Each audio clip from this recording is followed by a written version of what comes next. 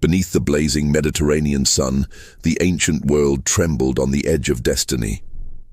The city of Troy stood proud, its walls towering like a challenge to the heavens, while across the sea the Greeks gathered the greatest army ever assembled, an alliance of kings, warriors, and adventurers, drawn not only by vengeance, but by the promise of eternal glory. And yet, within this clash of empires, among the thunder of chariots and the cries of war, lies a single question that has echoed for millennia. What is the measure of a hero? For Achilles, the mightiest warrior of the Greeks, that question was no mere abstraction. It was the axis upon which his fate turned, a choice between immortality in the memory of men or a fleeting mortal life illuminated by love. His story is not simply one of battles won and lives taken. It is the tale of a man caught between the pursuit of undying fame and the tender pull of his own heart. When we first encounter Achilles, his very birth is steeped in prophecy. His mother Thetis was not a mortal woman but a sea goddess, daughter of the old man of the sea. Desired by Zeus himself, her beauty threatened to unravel the balance of Olympus, for it was foretold that her son would surpass the power of his father. To prevent such danger among the gods, she was given in marriage to a mortal king, Peleus, and from this union came Achilles, a child destined to shake the world.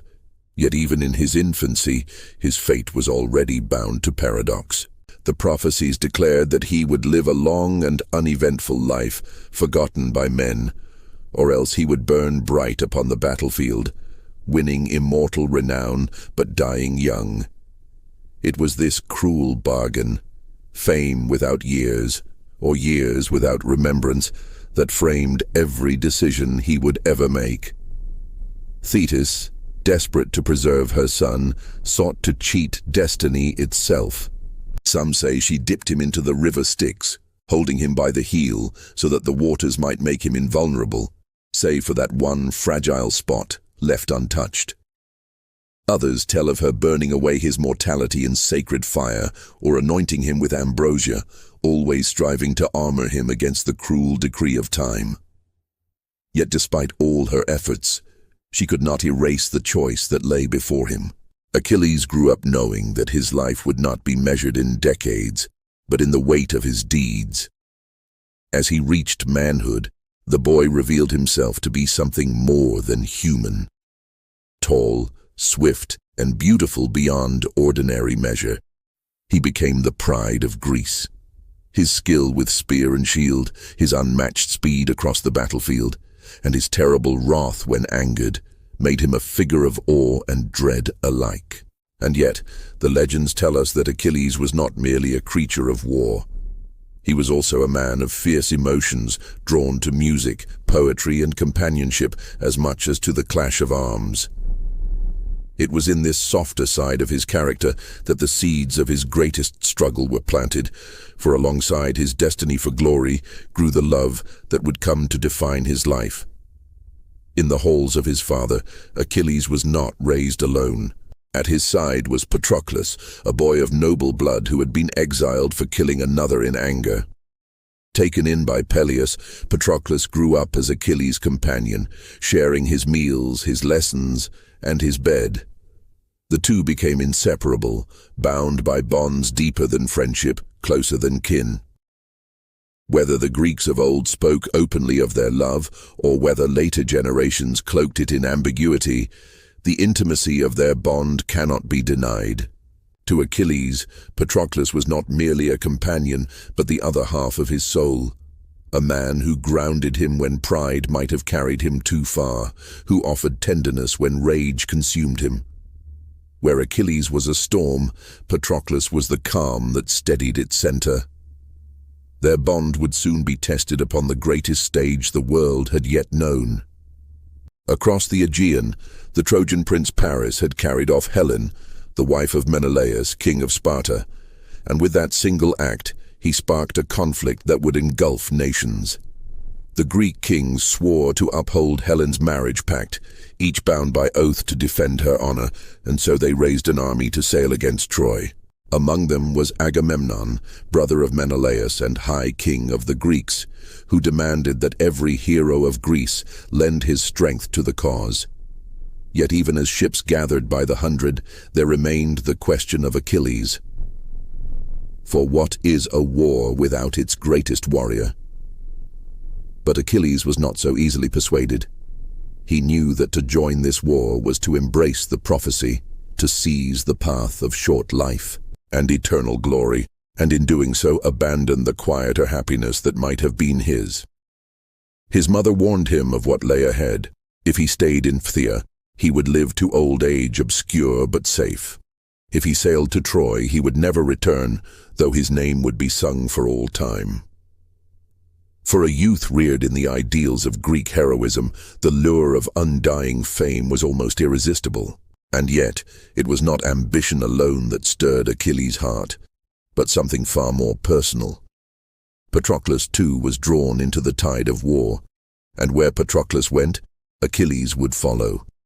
The journey to Troy was not only the crossing of a sea, but the stepping across a threshold of fate. The Greek armada landed upon Trojan shores like an invading storm, their warriors eager for plunder, for honor, for vengeance. And at their head stood Achilles, the shining figure whom poets would later call swift-footed, peerless, godlike. Yet behind the gleam of bronze and the songs of war lay the silent struggle within him. The knowledge that every strike of his spear brought him closer not only to glory, but to an early grave. His love for Patroclus and his yearning for immortality of name became a tug of war within his soul, each day pulling him one way or the other. The war dragged on for years, 10 long years of bloodshed and stalemate. Troy's walls defied the Greeks, and the Greeks' persistence defied Troy. Within this grinding conflict, the heart of Achilles was tested not only by enemy spears, but by the arrogance of his own allies. Chief among these was Agamemnon, who regarded himself not only as commander, but as master of all the Greek kings. When Achilles and Agamemnon quarreled over spoils of war, the insult cut deeper than any Trojan blade. Achilles withdrew from battle in fury, refusing to fight, and without him the Greek armies faltered. This moment revealed the deeper truth about Achilles. For all his unmatched power, he was not driven by conquest alone. His pride and his love, his longing for recognition and his need for companionship were as vital to him as the glory sung of by bards. The quarrel with Agamemnon was no trivial matter of pride. It was a fissure that threatened the entire Greek war effort. In the spoils of conquest, Agamemnon had claimed for himself a prize of honor, a woman named Chryseis, daughter of a Trojan priest of Apollo. When the god struck the Greek army with plague in vengeance, Agamemnon was forced to give her back, but he did so in rage and humiliation. To reassert his authority, he turned his anger upon Achilles, seizing Achilles' own war prize, the maiden Briseis. This act was more than an insult. It was a public shaming of the greatest warrior of the Greeks, a deliberate attempt to remind him that no matter how swift his feet or sharp his spear, he remained subject to the authority of Agamemnon. For Achilles, this was intolerable. His entire life had been defined by the balance of respect and honor. He had been promised glory, yet here he was, denied dignity by the very king he fought to uphold. In front of the assembled armies, he raged, and though his hand nearly drew his blade against Agamemnon, Athena herself appeared to restrain him. Still, the wound was done. Achilles withdrew to his tent, his anger burning like wildfire, and he swore he would no longer fight for the Greeks. Instead, he prayed to his mother Thetis, begging her to intervene with Zeus, king of the gods, and tilt the battle in favor of the Trojans, so that the Greeks might realize how much they depended upon him. Thus, the war entered a strange phase. The greatest of the Greek warriors stood idle, while the Trojans pressed harder, driving the Greeks back to their ships. The battlefield became a stage not of Achilles' glory, but of his absence. and every defeat of the Greeks echoed his silent triumph over Agamemnon. Yet even as his pride was satisfied, his heart was troubled. For Patroclus, unlike Achilles, could not bear to see their comrades slaughtered.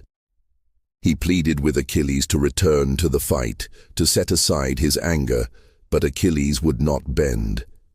His wrath was like iron, unyielding, and though he loved Patroclus deeply, he could not yet surrender the pride that defined his place among men.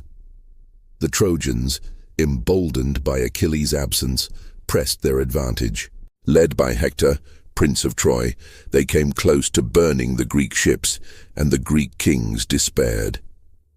It was then that Patroclus stepped forward with a proposal born of desperation and love. If Achilles would not fight, then let Patroclus don his armor and lead his men, the fierce Myrmidons, into battle. The sight of Achilles' shining armor, even if worn by another, would strike fear into the Trojans and rally the Greeks. Achilles, torn between his oath of withdrawal and his love for Patroclus, consented, but with warnings. He begged Patroclus not to pursue the Trojans too far, not to challenge Hector himself, but only to drive them back from the ships. For even in his pride, Achilles' love spoke through, his fear of losing the man dearest to him, eclipsing his fury at Agamemnon. And so, clad in Achilles' armor, Patroclus entered the battlefield like a blazing star.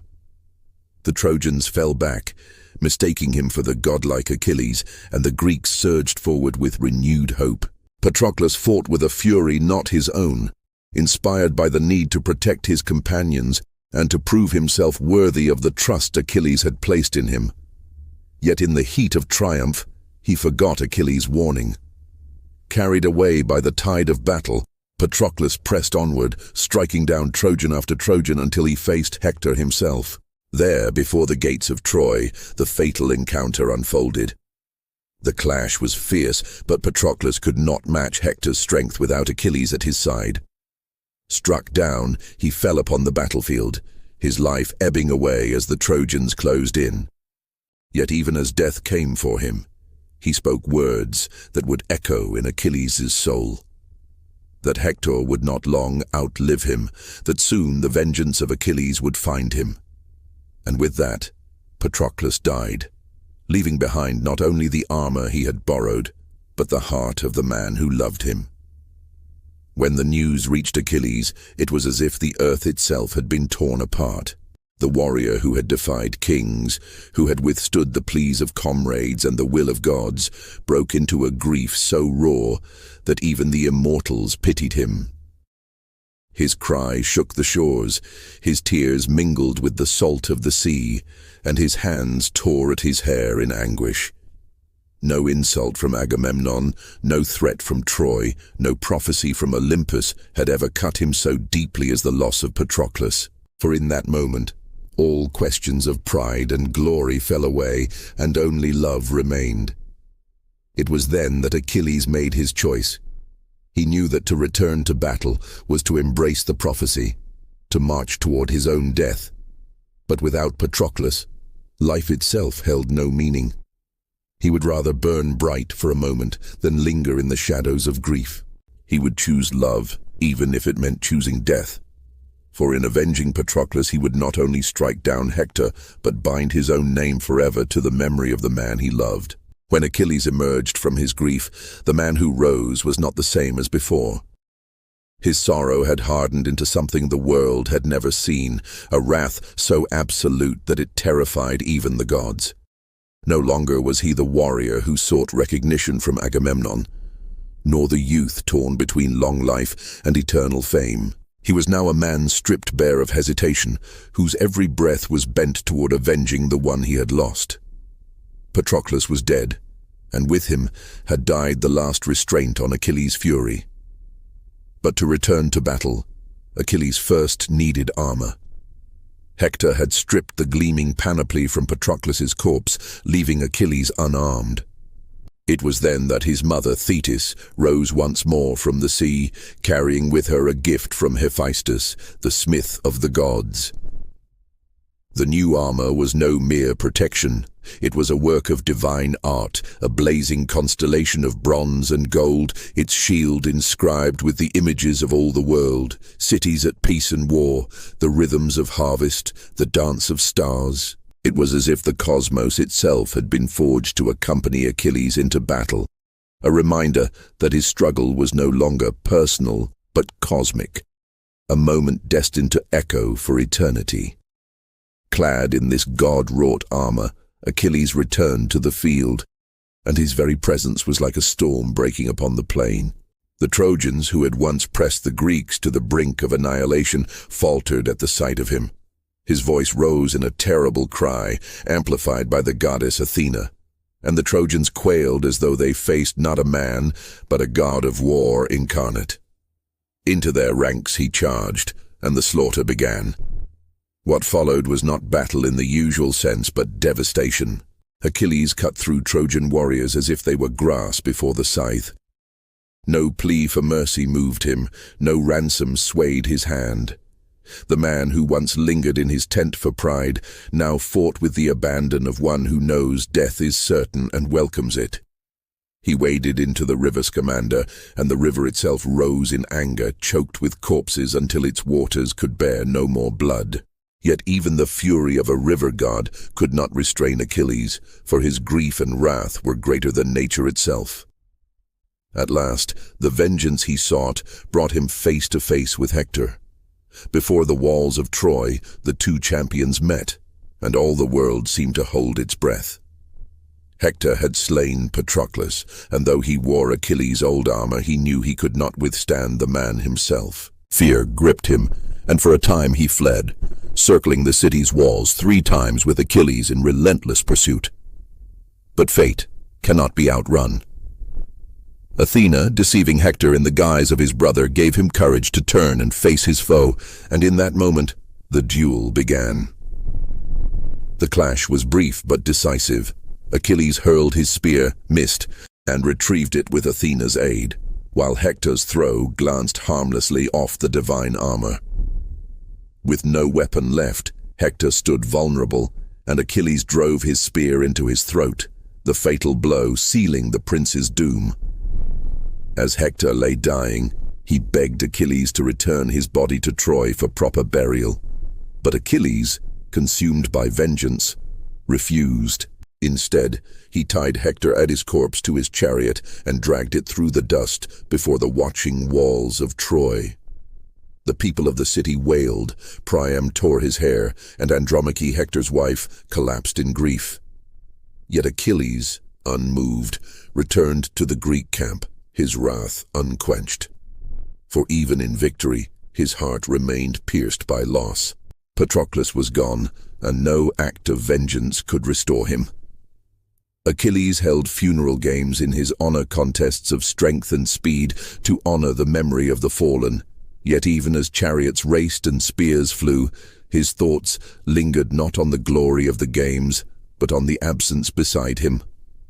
Night after night he dragged Hector's body around the tomb of Patroclus, an offering of humiliation meant to ease his pain, though it brought him no peace. The gods themselves looked down in pity, for even they saw that Achilles' grief had become a chain binding him tighter than fate itself. It was then that the final turn came, not in battle but in a moment of compassion. Priam, the aged king of Troy, guided by Hermes, slipped into the Greek camp and entered Achilles' tent. There he fell before the man who had slain his son, kissed the hands that had spilled Hector's blood, and begged for the return of the body. He spoke not only of Hector's dignity, but of Achilles' own father, Peleus, old and awaiting a son who would never return home. The words pierced Achilles more deeply than any spear. In Priam's grief he saw his own. In Priam's plea he felt his mother's inevitable sorrow. For the first time since Patroclus' death, Achilles' rage softened. He wept with Priam, and together they shared in the universal pain of fathers and sons, of love and loss. Achilles granted the king his request. He returned Hector's body, intact and cleansed, to Troy, allowing the Trojans to mourn. In this act lay the greatest paradox of Achilles' life.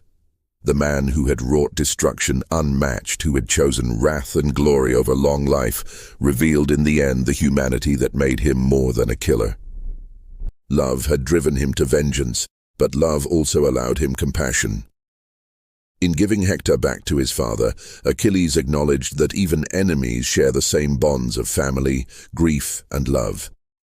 This was the end of the Iliad, but not the end of Achilles. For though the poem closes with Hector's funeral, the shadow of Achilles' fate looms ever nearer. The prophecy had not changed. His death awaited him, and soon Paris, aided by Apollo, would strike him down with an arrow to the heel, the one vulnerable spot left untouched by Thetis. Yet by then, the choice was complete. Achilles had embraced the path of glory, not for ambition alone, but because love had made life without Patroclus unbearable. His name would live forever, his deeds sung by poets, his story retold through the ages, not simply as a tale of war, but as the tragedy of a man who chose love over life itself. Though the Iliad ends with the funeral of Hector, the life of Achilles continues in fragments scattered across ancient poetry, drama, and legend. His death, foretold since his birth, came soon after. The Trojans, still reeling from the loss of Hector, were granted a fleeting hope. Paris, the archer whose theft of Helen had sparked the war, drew his bow under the guidance of Apollo. The arrow flew, and whether by divine aim or cruel chance, it struck Achilles in the heel, the single place unprotected by Thetis's enchantments. The invincible warrior fell, undone not by a rival's strength, but by the smallest vulnerability, and in that moment, prophecy was fulfilled. His body was claimed by the Greeks, his armor contested in rivalry between Odysseus and Ajax, and his ashes mingled with those of Patroclus, so that even in death they would not be divided. But what Achilles left behind was greater than his bones or his armor. He left a story that haunted generations. To the Greeks, he was the model of arete, excellence, the pursuit of heroic virtue even at terrible cost. Yet they also saw in him a warning. For all his glory, Achilles was not unblemished. His wrath endangered his allies, his pride tore apart the Greek coalition, and his grief drove him to cruelty. He was both the greatest of heroes and the most tragic of men, a paradox the Greeks understood well, that greatness and flaw are often inseparable, that the fire which makes one unforgettable may also consume him. The Romans, who inherited Greek culture and reshaped it to their own purposes, found in Achilles both inspiration and contrast. To them, he embodied the raw passion that their own heroes were meant to master. Virgil's Aeneid, written to glorify Rome's founding, often presented Aeneas as a counter to Achilles. Where Achilles chose wrath, Aeneas chose duty. Where Achilles burned bright and perished, Aeneas endured and built a city. Yet even as they sought to surpass him, the Romans could not escape his shadow. Achilles remained the standard by which all warriors were measured, a figure so immense that even his flaws became part of his allure. In later centuries, as the myths of Greece and Rome gave way to new religions and new empires, Achilles never disappeared. Medieval poets in Byzantium retold his deeds, some casting him as a knightly figure of chivalry, others condemning him as a man consumed by rage. Renaissance scholars rediscovered Homer and celebrated Achilles as the embodiment of human potential, while Enlightenment thinkers debated whether he was truly a hero or merely a cautionary tale of unchecked passion. Each age saw in him what it most feared or desired, a mirror reflecting their own ideals. But what remains constant through all these retellings is the thread of his choice. The prophecy of two fates became a metaphor for the human condition itself, to live quietly and fade, or to risk everything for the chance to be remembered. Achilles chose the latter, but what made his choice so compelling was that it was bound not only to ambition, but to love. His devotion to Patroclus colored every act of vengeance and compassion that followed, reminding audiences that behind the shining armor and the thunder of war was a heart that beat and broke like any man's. Modern readers, too, have been captivated by this dimension of Achilles. In works like Madeline Miller's The Song of Achilles, the bond between Achilles and Patroclus is placed at the center of the narrative, no longer shrouded in ambiguity, but presented as a love story as grand as the war itself. In this retelling, Achilles' glory is inseparable from his love. His decision to fight and die is not merely the pursuit of fame, but the refusal to let Patroclus go unavenged. The myth becomes not only a tale of war, but a meditation on intimacy, loyalty, and the human cost of heroism. Scholars have debated for centuries what exactly the relationship between Achilles and Patroclus was meant to be. Was it a deep friendship, a bond of comrades in arms, or a romantic love? Ancient Greek texts themselves often blurred such boundaries. For in their world, companionship between men could encompass loyalty, affection, and desire without needing rigid labels. What matters more than the nature of their bond is its power. Achilles, the greatest warrior of his age, was brought to his knees not by the sword of an enemy, but by the death of Patroclus. And in his grief, we glimpse a truth more universal than prophecy. That even the strongest are undone by love, that no shield or spear can guard against the loss of the heart's companion. It is this humanity that has kept Achilles alive in the imagination of the world. Kings and conquerors may win empires, philosophers may shape ideas, but few figures embody so vividly the duality of human existence, the yearning for immortality, and the inevitability of loss. Achilles is not merely a character of ancient myth, he is a question, a challenge to each generation. What would you choose, love or glory? To be remembered forever at the cost of your days, or to live long and quietly, known only to those closest to you? Achilles' answer was both, and neither. He chose glory, but he chose it for love. And so his tale endures, not only because of the battles he fought, but because of the heart he revealed. On the plain of Troy, where the walls once gleamed in the sun and the rivers ran red with war, the echoes of his cry still linger. For in every retelling, from Homer's verses to modern novels, from the chants of bards to the flicker of cinema, Achilles still stands at the crossroads of fate, his hand hovering between sword and heart, asking us what it truly means to be remembered. In the end, Achilles' story is not confined to the crumbling walls of Troy or the yellowed pages of ancient poems. It lives because it speaks to something far larger than the clash of spears and the commands of kings. His choice between a quiet life forgotten and a short life immortalized is not merely the dilemma of a mythic warrior, but a question that lingers for all of us. What do we value more? The enduring echo of our deeds, or the fragile warmth of those we love? For most mortals, the answer is never tested on such grand scales. We do not stand before gods who promise us two fates, but the essence of the choice is one we all feel. The pursuit of ambition versus the pull of intimacy. The hunger for recognition versus the solace of companionship. Achilles embodied this tension in its most extreme form, and that is why his story transcends its time. He did not simply conquer cities or slay heroes. He revealed the cost of being human, even when draped in divine power. Consider how his life would appear if stripped of the myth. A young man of dazzling talent, caught between the expectations of a demanding society and the simple desire to love freely.